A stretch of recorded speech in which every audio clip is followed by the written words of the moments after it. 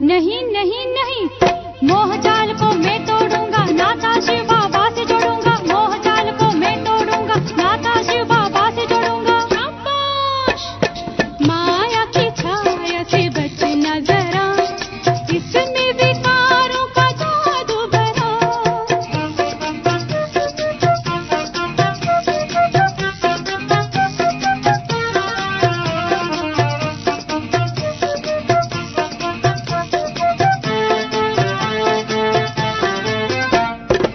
सबसे बड़ा है भूत अहंकार, करने न दे जो कोई विचार। सबसे बड़ा है भूत अहंकार, करने न दे जो कोई विचार। जिसके सर आए समझ न पाए, जिसके सर आए समझ न पाए, बुद्धि को लगा दे ताला बड़ा। नहीं नहीं नहीं, देहभान में नहीं आऊंगा, नम्रचित बन के दिखाऊंगा। देहभान में नहीं आऊंगा, नम्रचित बन के दिखाऊंगा। शाबाश! माया की छाया से बचना जरा, इसमें विकारों का जादू भरा। माया की छाया से बचना जरा, इसमें विकारों का जादू भरा। माया की छाया से बचना जरा, इसमें विकारों का जादू भरा। ओम शांति। गंगा के तट पर किसी एक योगी का आश्रम था। एक दिन उसने अपने शिष्य से कहा कि कमरे में जाकर कोई किताब रख के आ जाओ। तो वो शिष्य गया और घबरा कर वापस आया। तो गुरु ने पूछा, क्या हुआ, इतने क्यों घबरा गए? उस शिष्य ने कहा, कमरे में एक सांप है।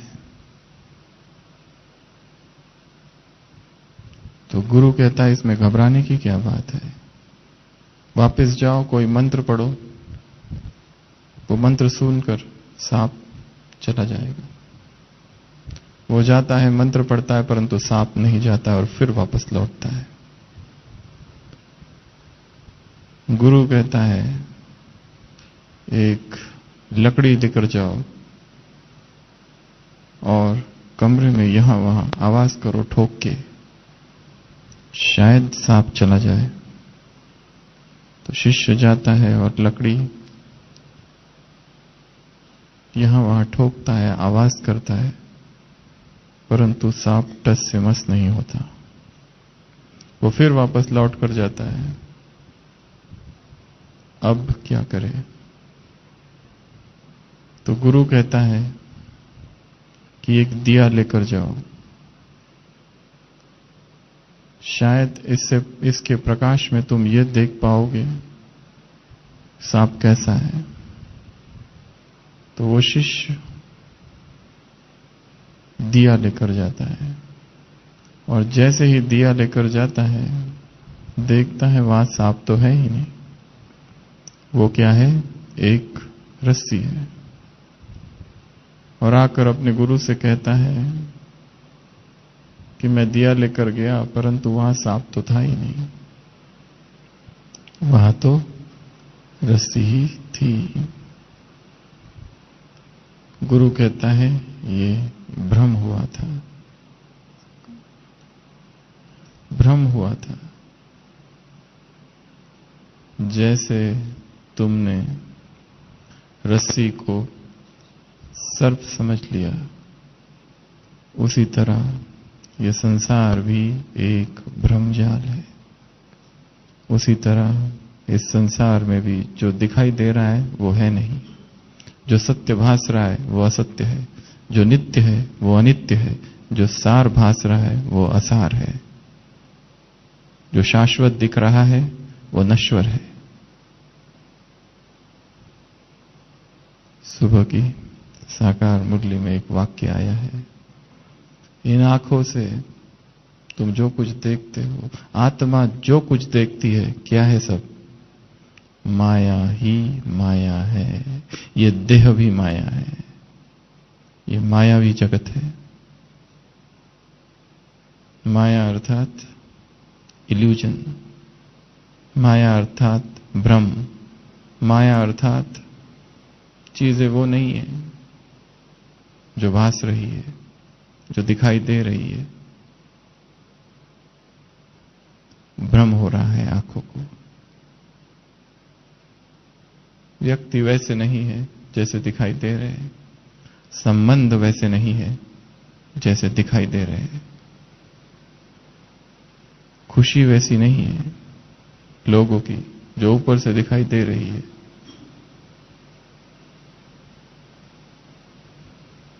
ब्रह्मजाल। इसके लिए क्या कहा सुबह? जो कुछ आत्मा देखती है सब क्या है? माया ही माया। तो आज हम इसी विषय पर चर्चा करेंगे, माया ही माया। माया व्याप्त है संसार में।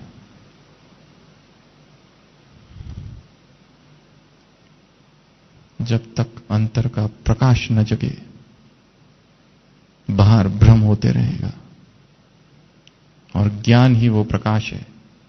जब तक ज्ञान का दिया न जले अंतर मन में, तब तक व्यक्ति धोखा खाते रहेगा, फंसता रहेगा, गिरता रहेगा, दगा होगा उसके साथ, गबन। इसके लिए यदि भ्रम हो रहा है, और भ्रम ही दुख का कारण है जीवन में, यदि जीवन में जरा भी दुख है, आज कहा इस संसार में दुख ही दुख है, गंध है।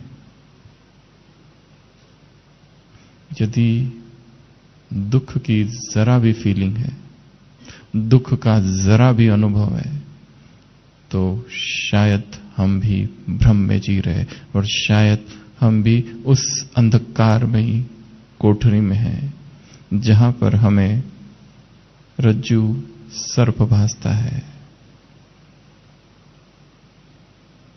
इसके लिए ज्ञान के प्रकाश को लाना है हृदय में। जब तक ज्ञान का प्रकाश नहीं, अंधकार नहीं मिटेगा, दुख दर्द की फीलिंग नहीं जाएगी, आत्मा डूबी रहेगी उसमें, और गलतियां होती रहेगी। एक गलती, दूसरी गलती, वन मिस्टेक, दूसरी मिस्टेक, एक ब्लंडर, दूसरा ब्लंडर, गफलत पर गफलत, धोखे पर धोखे, और फिर अंततः पश्चाताप, खुशी गुम, व्यर्थ संकल्प। मन, बुद्धि और संस्कार वरदान में था, तीनों ही प्रभावित होंगे। इसके लिए ज्ञान का प्रकाश आवश्यक है, और बहुत अधिक ज्ञान की आवश्यकता नहीं है। ज्ञान की सार्थकता उसके उपयोग में है। ज्ञान तो बहुत है, परंतु उपयोग नहीं किया जा रहा है तो वो व्यर्थ है। ज्ञान की खोज और ज्ञान की पिपासा बहुत अच्छी चीज है, परंतु कहा जाता है अति सर्वत्र वर्जते, वो ज्ञान के लिए भी है। केवल ज्ञान सुनते रहना, सुनते रहना, सुनते रहना, इससे भी कुछ नहीं होगा।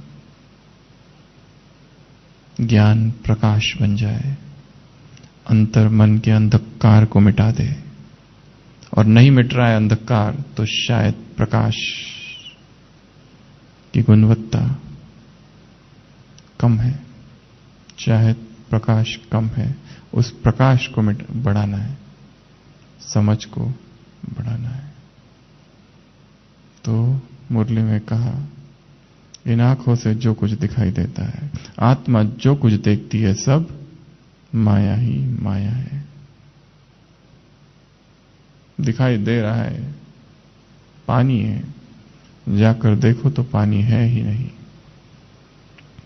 रेगिस्तान का, रुण्य का पानी, रेगिस्तान का ओएसिस, विलो द विप्स,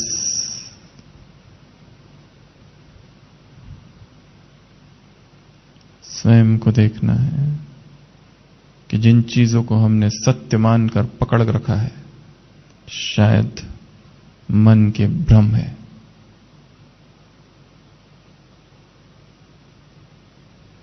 और प्रकाश को बढ़ाने की आवश्यकता है।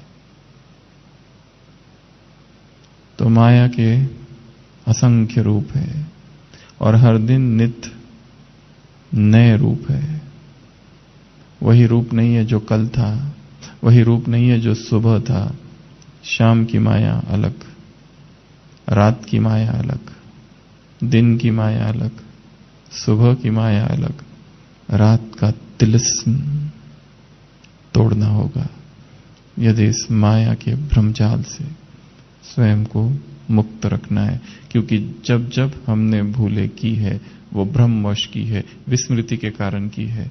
यदि उस समय संपूर्ण स्मृति होती तो शायद वो पाप, अपराध, विकर्म, कुकर्म, श्रीमत का उल्लंघन नहीं होता। निरंतर जागरण की आवश्यकता है, सतत जागरण, होश, माइंडफुलनेस, अवेयरनेस।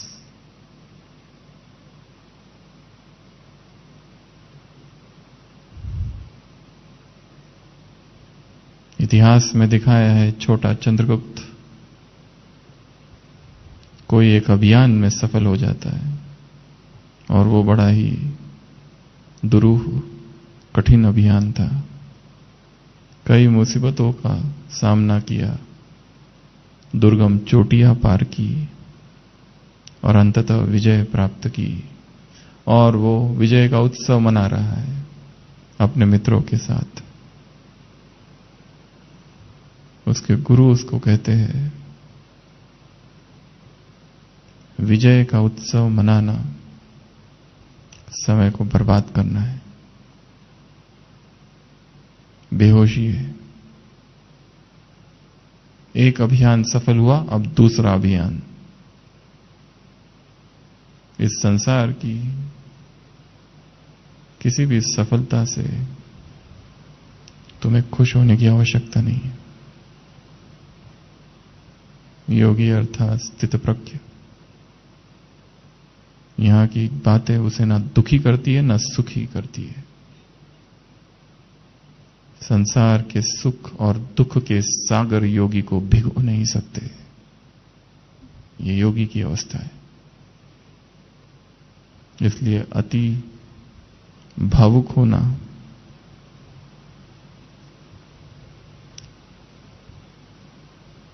मन की कमजोरी है।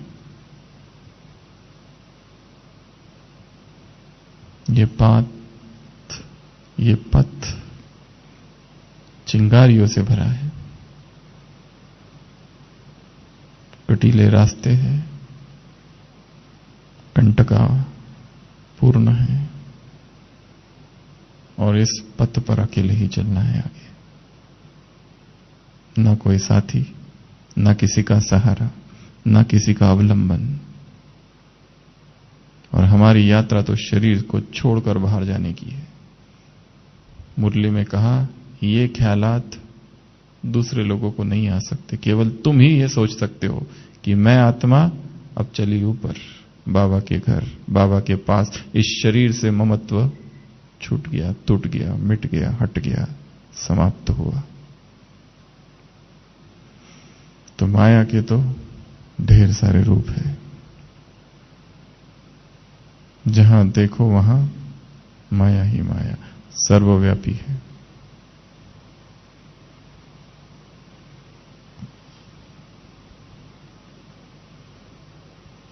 सात रूप हम देखेंगे माया के, परंतु वो सात नहीं होंगे, ढेर सारे हो जाएंगे। एक से एक, दो में दो, तीन में तीन, चार में चार, और पांच में पांच, और छह में छह, और सात में सात। कितने हो गए? 28। सबसे पहली माया एक शरीर। शरीर ही माया है, क्योंकि सबसे बड़ा भ्रमजाल ये देह ही है। ये देह ही खींचता है। क्यों खींचता है? आज की मुरली में उत्तर है। खींचता क्यों है शरीर? 5 तत्व क्या? ये देह 5 तत्वों का पुतला है, ये देह 5 तत्वों का बना हुआ है और ये तत्व यहां है, इसलिए खींचते रहता है। जाना नहीं चाहती आत्मा, निकलना नहीं चाहती है शरीर से। जरा कुछ हो गया तो किसको बुलाते हैं?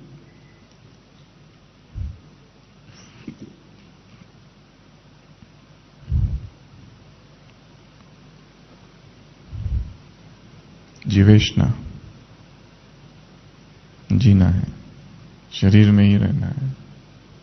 और भगवान आकर शिक्षा देते हैं, इस शरीर को छोड़कर तुम्हें जाना है। शरीर से ममत्व हटा दो, निर्ममत्व की अवस्था। कैसे निर्मम और निष्ठुर वाक्य है। तो भगवान उवाच, वो कह रहा है, क्योंकि वो त्रिकाल को देखता है।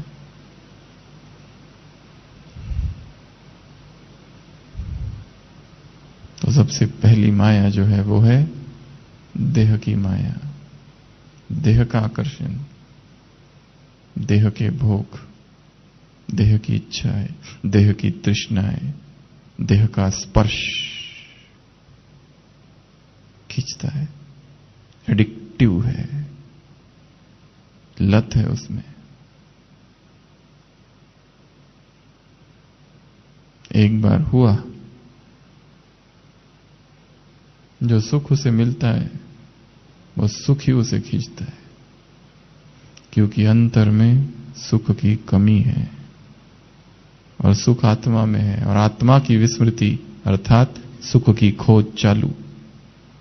और कहां ढूंढेगी सुख? सबसे बड़ा स्रोत है शरीर। जब अपने शरीर से तृप्ति नहीं होती तो किसी और के शरीर में।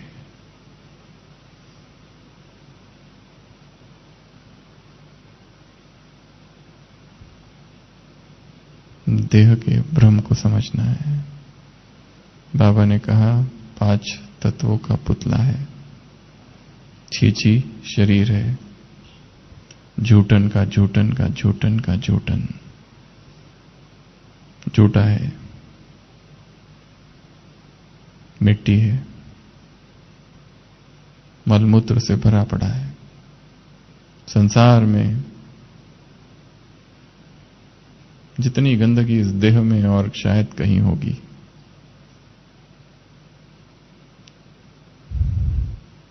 एक गुरु अपने शिष्य से कहता है, जाओ तुमसे अधिक निकृष्ट वस्तु जो होगी उसको लेकर आओ।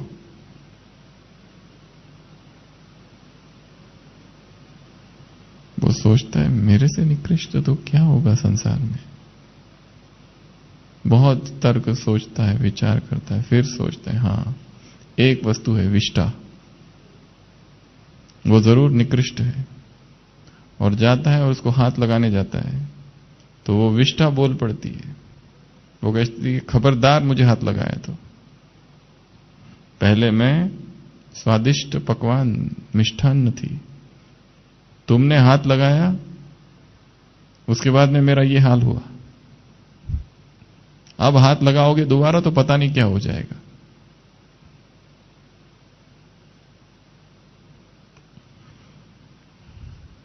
इसी से भरी है ये देह। और फिर भी मनुष्य इसी देह के पीछे विक्षिप्त है, पागल है। इसी को सजाने धजाने में लगा है, इसी के सौंदर्य को निहारता है।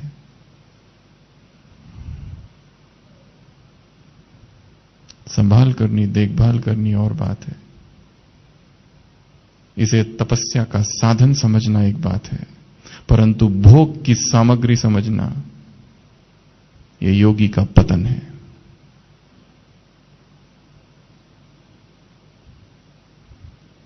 Their body is not the object of desire, but the vehicle of upliftment. देह भोग का साधन नहीं है, इससे कुछ उन्नत, उच्चतम, श्रेष्ठ कार्य करने हैं। और सर्वश्रेष्ठ कार्य संगम पर तपस्या ही है। आत्मा देह से डिटैच हो जाए, यह अभ्यास। कौन स्त्री और कौन पुरुष, कौन सुंदर और कौन असुंदर, कौन गोरा और कौन काला, कौन भाई, कौन बहन, कौन मां, कौन बाप, इसी में फंसी रहती है। मेरा बेटा, मेरी बेटी, मेरा पति, मेरी पत्नी। संबंधों के ब्रह्मजाल में। तो सबसे पहली माया कौन सी है? देह। और मुक्ति का मार्ग है देह को समझना, और मुक्ति का मार्ग है देह को देख लेना, और मुक्ति का मार्ग है देह के अंदर क्या है वो देख लेना। देह से आंखें बंद नहीं कर लेना। देह दिख रही है, क्या करूं? शुतुरमुर्ग होता है ना, ऑस्ट्रिच मेंटालिटी। दुश्मन आ रहा है तो क्या करता है? क्या करता है? गार्ड लेता है अपने आप को कि मुझे तो कुछ पता नहीं, मैं सब ठीक है, मैंने कुछ नहीं देखा।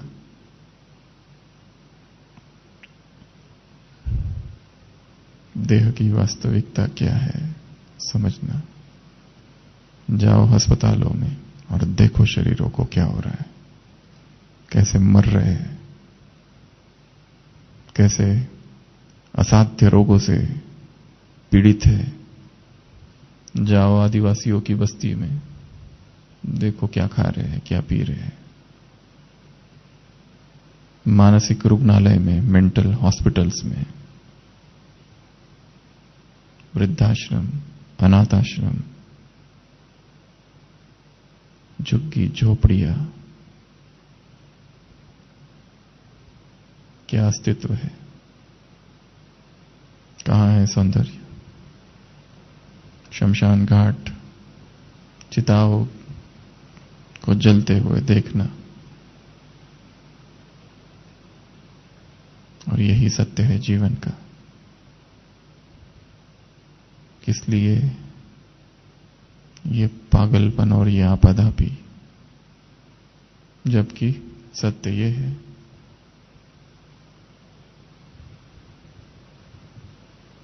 तो सबसे बड़ी माया कौन सी? देह। एक देह, दो। एक अहम और दूसरा है वहम, अहम और वहम। कई मूल्यों में आया है माया के दो रूप। वहम, मन ने सोच रखा है ये ऐसा है, वहम पाल रखा है। बीमारी कोई है नहीं, पर लगता है बीमारी है। हमारे पास एक माता आती है, कई सालों से आ रही है, बुजुर्ग है। वो कहती है उसकी छाती में सांप है।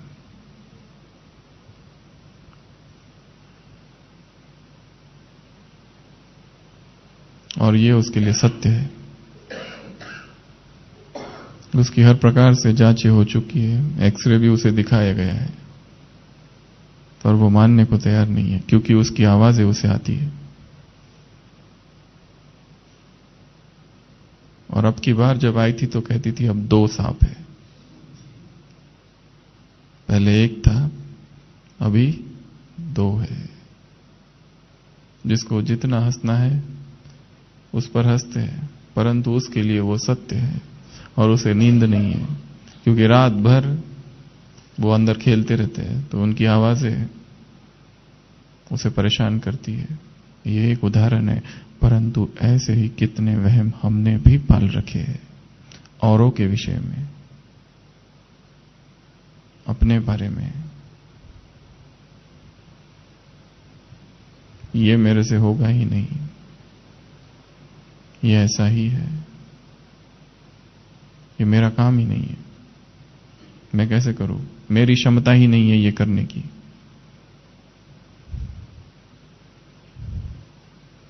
पर हमारी स्थिति में और उस बुजुर्ग माता की स्थिति में ज्यादा अंतर नहीं है।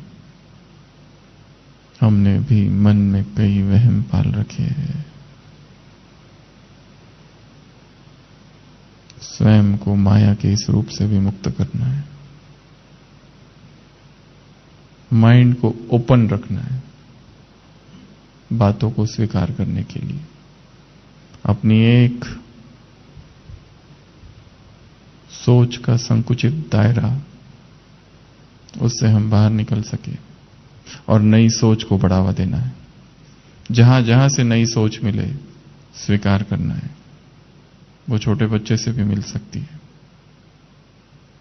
नए विचार जहां से मिले, नए संकल्प जहां से मिले,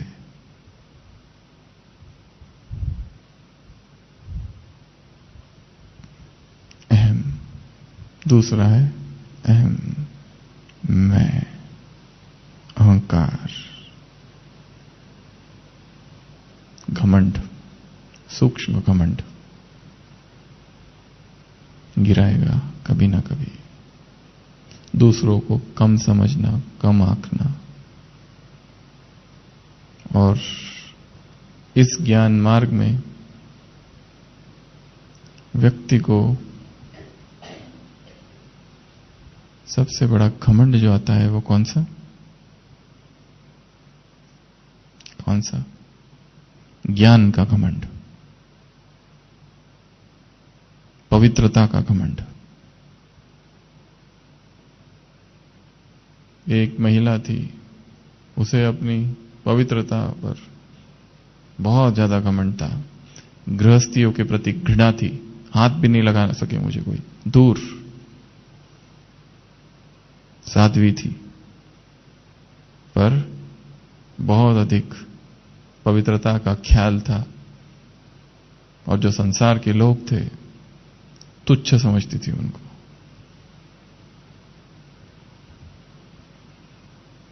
अपने गुरु के पास जाती थी और कहती थी, मुझे जाति स्मरण सिखाओ। जाति स्मरण अर्थात पूर्व जन्म का ज्ञान। इस विद्या को मुझे सीखना है। गुरु ने कहा, तुम सीख के क्या करोगी, छोड़ दो। प्रकृति ने नियम ऐसा बनाया है कि पूर्व जन्म का आत्मा सब कुछ भूल जाती है, तुम भी भूल जाओ। वो कहती है, नहीं, मुझे सिखाओ, मुझे बताओ।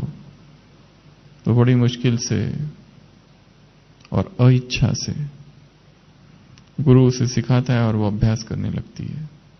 और अचानक एक दिन रात को भागकर अपने गुरु के पास आती है। कहती है कि मुझे भूलना है जो मैंने देख लिया आज। क्या देख लिया? वो कहती, मैंने अपने पूर्व जन्म को देख लिया और अब मैं क्या करूं? कैसे भी करके इसको मिटा दो। गुरु कहता है, अब ये मिटाया नहीं जा सकता है, क्योंकि ये यदि जीवन है, ये मृत्यु और ये जन्म के वहां पर एक द्वार है और ये द्वार खुलता नहीं है, टूटता है। तो पूर्व जन्म की सारी स्मृतियां बाढ़ की तरह यहां आ जाती है। वो स्त्री कहती है, मैं क्या करूं? मेरा सारा अहंकार और सारा घमंड चूर चूर हो गया। क्या देखा? वो कहती है, मैंने अपने आप को देखा पिछले जन्म में मैं एक वेश्या थी। अब मैं कैसे भूलूं इसको? गुरु कहता है, अब नहीं भूल सकती। तुम्ही ने कहा था कि मुझे पूर्व जन्म को देखना है। किस बात का घमंड, गुमान? ज्ञान का। जैसे कहा, ज्ञान की सार्थकता ज्ञान के विस्तार में नहीं, ज्ञान के उपयोग में है। कोई संसार का अज्ञानी व्यक्ति यहां आ जाए और यहां की एक बात ज्ञान सरोवर में लिखा हुआ कोई एक स्लोगन पढ़ ले और जाकर उसका उपयोग करना चालू कर दे, और यहां कोई रह रहा है और वो रोज पढ़ता है परंतु उसका कोई असर नहीं, तो क्या कहेंगे? ज्ञान की सार्थकता उपयोग में है। Put to use. जो जो ज्ञान के छोटे छोटी बातें पता चलती है उनको तुरंत प्रयोग करना। याद की जो बातें पता चलती है उनका तुरंत प्रयोग करना। सुबह की मुरली में था, याद क्या है? क्या है? डोरी। आया ना आज? याद क्या है? याद की डोरी। भक्ति मार्ग की रात, भक्ति मार्ग के धक्के खत्म हुए। तो दूसरा है अहम और वहम। वो निर्माणता स्वयं में लानी है कि अभी बहुत कुछ जानना बाकी है, बहुत कुछ समझना बाकी है। जितना मुरली को मैंने समझा है, जाना है और कार्य में लगाया है, वो तो कुछ भी नहीं है। सितारों से आगे जहां और भी है, अभी तो बहुत कुछ जानना बाकी है।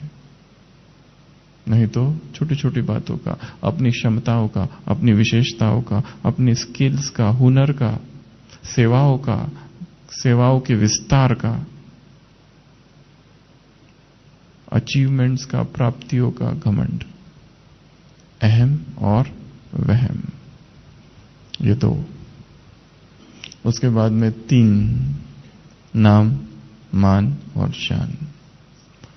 नाम हो जाए, मान हमें मिले। हमें मान कम क्यों दिया? हम क्या कम वीआईपी है क्या?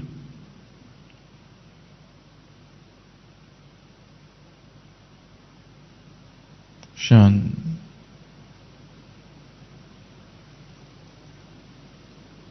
और अब भी हम देखते हैं कहीं कहीं लौकिक की जो जात पात थी उसका भी अभी भी अहंकार कईयों में है। हम ब्राह्मण हैं, हमारी शिराओं में राजपूतों का रक्त बहता है।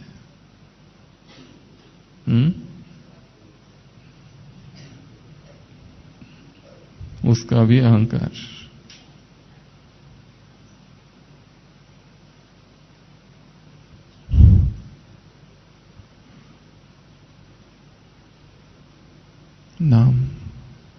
नाम की माया है।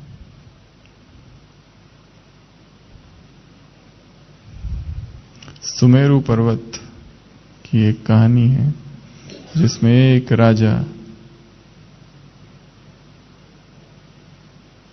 जब बहुत पुण्य करता है और शरीर छोड़ता है तो उसको एक बख्शीश के रूप में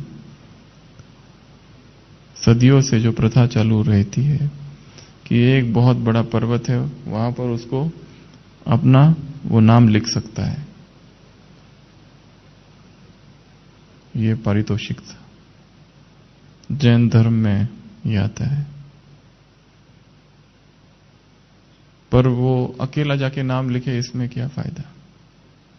हमारी कोई तारीफ करे तो हमारे घर वाले देखने चाहिए, तो ही फायदा है। कहीं हमारा सत्कार हो रहा है और हमारा घर वाला या हमारे जान पहचान वाला कोई भी नहीं है तो उसका मनुष्य को महत्व कम समझ में आता है। सत्कार हो, कम से कम एक तो मिल जाए जो परिचित हो। यहां रहते हैं, यहां वाला कोई एक देख ले बस, वो काफी है, वो फैला देगा सब जगह। और एक ने भी देखा नहीं, हमारा इतना सत्कार हुआ, स्वागत हुआ और सब अपरिचित लोग बैठे हैं, मजा नहीं आया। तो वो कहता है नहीं, मैं जब अपना नाम लिखूंगा सम्राट, तो मेरे परिवार वाले और सब देखे तो उसके साथ वो ये इच्छा व्यक्त करता है कि मेरे सब परिवार वाले भी मेरे साथ मर जाए, क्योंकि मरने के बाद की प्रोसेस है ये सारी। काल्पनिक कहानी हो सकती है पर जैन धर्म में सुनाई जाती है। तो वो पहुंचता है वहां पर और द्वारपाल होता है सुमेरु पर्वत का, क्योंकि अभी स्वर्ण का पर्वत है वो बना हुआ, सोने का। वहां पर उसका नाम अंकित होगा। तो वो द्वारपाल कहता है मेरी एक राय है कि आप अपने परिवार वालों को ना ले जाए अंदर, अकेले जाके लिख के आ जाओ। वो कहते हैं अरे इसके लिए तो वो सब मेरे लिए मरे हैं, ताकि मैं जब अपना नाम लिखूं तो गर्व से मेरा भी सीना तन जाए और वो देखे कि हमारे ये है, हमारा पति है, बाप है, जो भी है। वो कहता है देख लो, ऐसा होगा कि तुम अकेले जाओ और लिख के आ जाओ, देख लो पहले क्या है। तो कहता ठीक है। वो जाता है तो इतना विशाल पर्वत, और उस पर्वत में एक युग का एक ही सम्राट नाम लिख सकता है, और इस बार इसकी बारी थी। परंतु वो देखता है उस पर्वत में जगह ही नहीं है नाम लिखने के लिए। तो वो परेशान होता है, क्योंकि बाकी इसके पहले आए हुए सम्राटों ने नाम लिखा हुआ अपना अपना। वो कहता है अब क्या करूं? तो द्वारपाल कहता है किसी और का नाम मिटा लो और अपना लिखो, क्योंकि तुमसे पहले जो आए थे उन्होंने भी यही किया है। दूसरों का नाम मिटाओ और अपना लिख दो। उसे बड़ी निराशा होती है, बड़ा दुख होता है, पर यही सत्यता है। किसका कौन सा नाम? आज नाम है, कल नहीं है। आज सब जगह वाह वाह हो रही है, व्यक्ति मर जाता है, किसी को कुछ पता नहीं। ज्यादा से ज्यादा पुतला बना देंगे कहीं, या फोटो टंगा देंगे, और तब उसकी तारीफ बहुत होती है मरने के बाद। तारीफ चाहिए तो मरना पड़ेगा, ऐसा नियम है संसार का। जब जिंदा है व्यक्ति तो ईर्ष्या से जलते हैं, जब मर जाता है तो उस पर व्याख्यान और किताबें लिखी जाती है, चमत्कार डाले जाते हैं उसके ऊपर कि इन्होंने ये चमत्कार भी किए थे। सारे विरोधी प्रशंसक बनते हैं, परंतु मरना पड़ता है उसके लिए। तब तक कोई नहीं प्रशंसा करता। तो नाम की कामना एक माया है, मान की कामना। सम्मान कौन दे रहा है हमें? भगवान।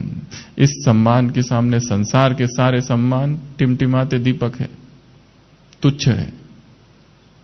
आज सम्मान करेंगे, कल क्या कर देंगे? अपमान। आज वाह वाह करेंगे, कल पीठ में छुरा घोंप देंगे।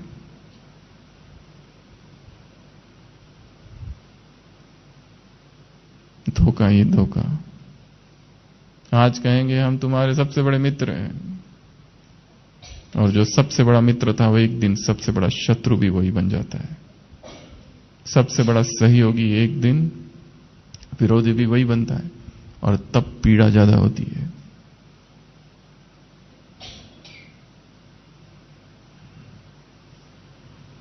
तो तीसरी माया नाम की, मान की और शान की। और हमारी शान क्या है? स्वमान।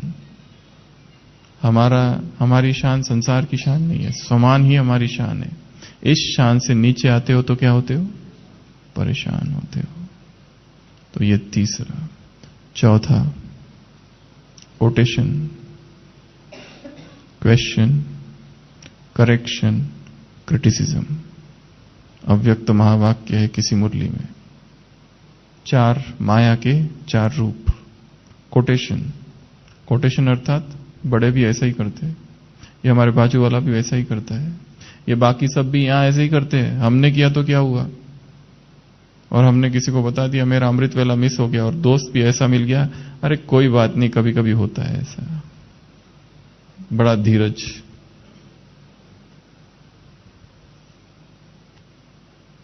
मिलता है कि ठीक ठाक है, ये कुछ नहीं होता है, थोड़ा सा तो है। कोट करना, गलत कोट करना, बाबा को ही कोट करना, बाबा आप नहीं कहा था इस मुरली में इस तारीख में, इसलिए हमने किया। आपने ही कहा था मिलिट्री वाले हैं तो बाहर की क्या खा सकते हैं?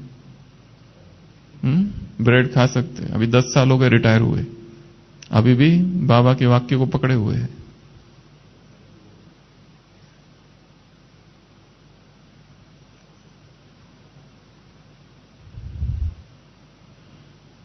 बाहर का खा सकते हैं। शांतिवन के बाहर बहुत कुछ मिलता है। एक भाई हंसी में बता रहा था, ये सब तो हमारे लिए ही है। तो हमने कहा, तो उन्होंने कहा बाबा ने तो कहा है मजबूरी हालत में बाहर का खा सकते हैं। मजबूरी कौन सी है? क्योंकि अंदर नहीं मिल रहा है, तो ये मजबूरी हुई ना। जो यहां दिखाई दे रहा है ये अंदर नहीं है, तो मजबूरी हुई, इसलिए खाएंगे। माया महाठगनी हम जानी। कबीर ने कहा है माया महाठगनी है, अनेक अनेक विकल्प लाती है, मन में ऐसे ऐसे विचार आते हैं, तर्क वितर्क करते हैं, कुतर्क इसको कहा जाता है, और वो व्यक्ति फंसता है, खुद ही अपने अपने विचारों से तैयार करता है एक जाल और फंस जाता है उसमें। तो पहला कोटेशन। दूसरा क्वेश्चंस, व्यर्थ के प्रश्न करते रहना, ऐसा क्यों, वैसा क्यों, ये क्यों, वो क्यों, मेरे साथ ही ऐसा क्यों होता है, इनके साथ क्यों नहीं होता है, ये पार्शियलिटी है, हमारे साथ पक्षपात हुआ, फेवरेटिज्म, भाई भतीजावाद, यहां पर भी ऐसा ढेर सारे प्रश्न हैं, हर चीज के लिए प्रश्न है। हमारे साथ ही अन्याय कर रहे हैं, हमारे साथ जो हो रहा है ठीक नहीं हो रहा है, हम लड़ेंगे, विद्रोह करेंगे, एक एक को देख लूंगा।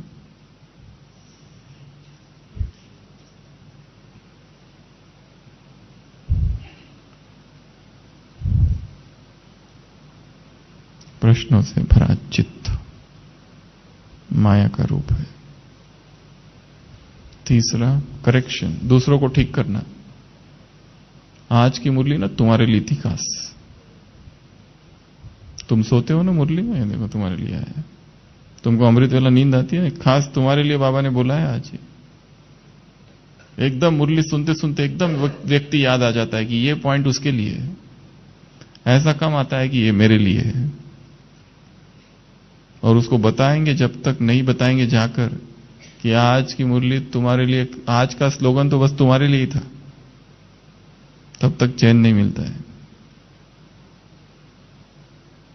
करेक्शन करना, दूसरों को ठीक ठाक करना, तकदीर की लकीरों की मरम्मत करना, दूसरों की,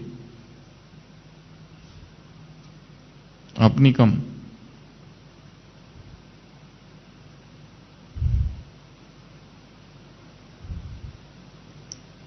चौथा क्रिटिसिज्म, विरोध करना।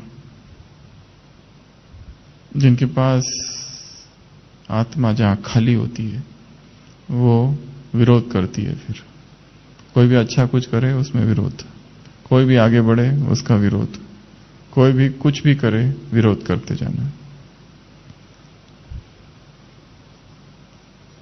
विरोध ही विरोध।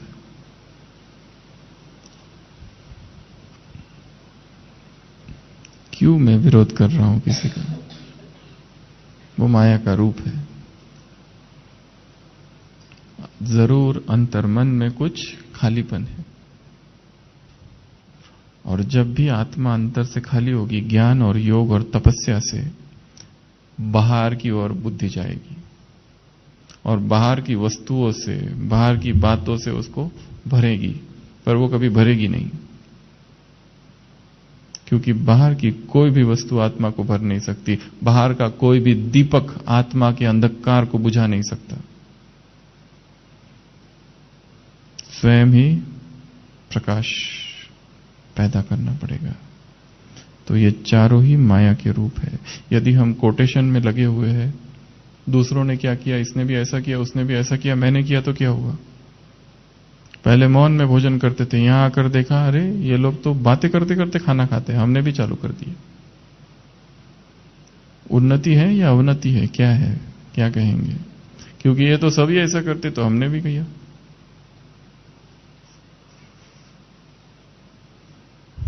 योग का समय है, नुमा शाम का योग,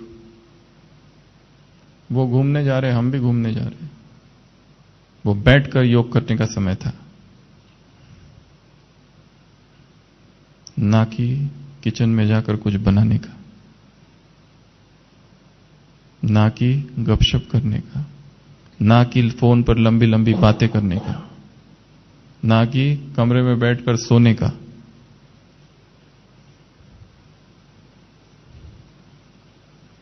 ये साधना शिविर है, पिकनिक स्पॉट नहीं।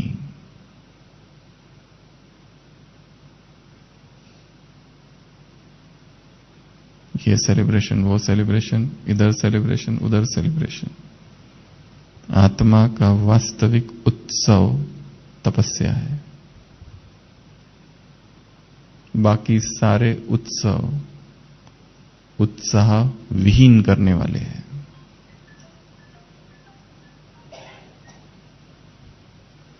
तो ये 4 कोट, क्वेश्चन, करेक्शन, क्रिटिसिज्म। हम किसी का क्यों विरोध करें? जिसको जो करना है करे। अभी वो समय खत्म हुआ कि हम दूसरों को करेक्ट करने लगे, दूसरों को बताए अरे उठो अमृत वेला, दूसरों को बताए अरे ये चल रहा है। किसको क्या बताए? सबको सब पता है, उसके बाद भी सोए पड़े हैं। और बताने का भी समय गया। अब भगवान ने खुद बताना बंद कर दिया है।